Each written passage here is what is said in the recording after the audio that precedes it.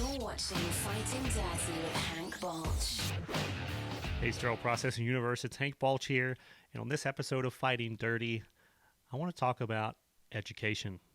Now, before you turn off this thing, because you've heard so much about education, what else can we talk about education? Seriously, education overload. Our industry is filled up with continuing education, right? Well, glad you brought that up, because I want to specifically talk about continuing education and why we are a little bit confused, I think, on where quality education comes from and what quality education is.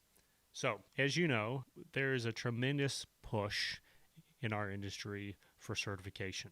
I've got other videos about it. There's plenty of articles out there. Everyone knows that there are a lot of advocates for increased certification in the industry. And with any kind of certification, you typically have a continuing education requirement to make sure that your knowledge of the industry stays up to date year to year. However, because we put so much focus on approved continuing education credits, many folks in our industry don't value education for the sake of education. The question always is this approved for CE credits, and how many CE credits is it approved for? If it's not approved for CE credits, or if it's not enough CE credits, it's really not worth my time. Now, I know I'm painting with a broad brush here, but hear me out. If you look at the world of knowledge, it's available in sterile processing.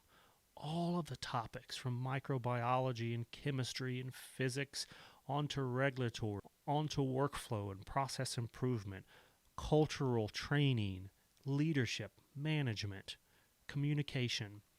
All of these categories have so much potential education that's available and that exists today, either outside of the sterile processing industry itself or inside the industry through subject matter experts that have not gone through the headache of submitting whatever kind of knowledge that is to get approved for CE credits. If you have a sterile processing manager who has been doing the job for 30 years, knows the industry, knows their workflow, understands people, is a quality leader, that person is filled up with quality education that they can be giving every single day to their staff.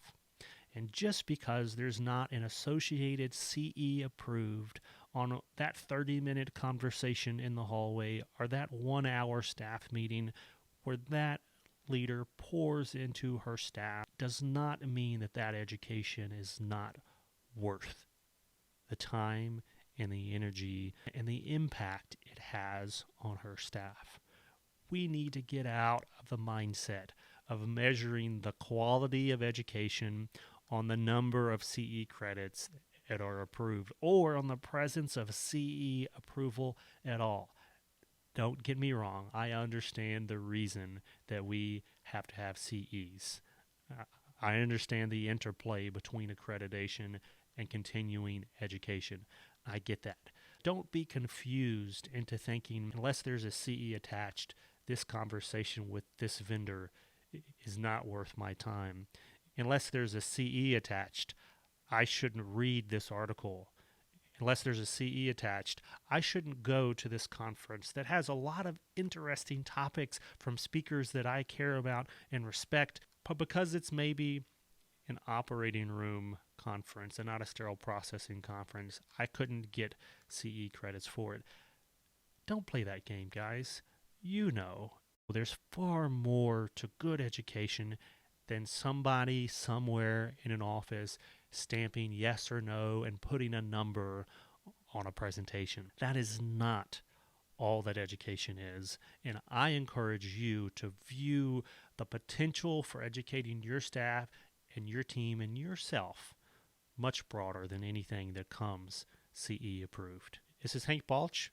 I hope I've convinced you to think a little broader about education today, and I want to encourage you, as always, to keep fighting dirty. Why aren't your customers reading your blog posts? Why isn't your company's one post a week getting all the reach, engagement, and buzz that you expected? You have great content. It's creative, consumable, and offers value to your audience. You should be making a social media splash, but then it doesn't happen and you are left wondering why. Your struggle may have nothing to do with the content, and it could have everything to do with your content flow.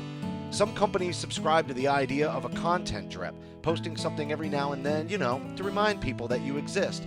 But that's not enough.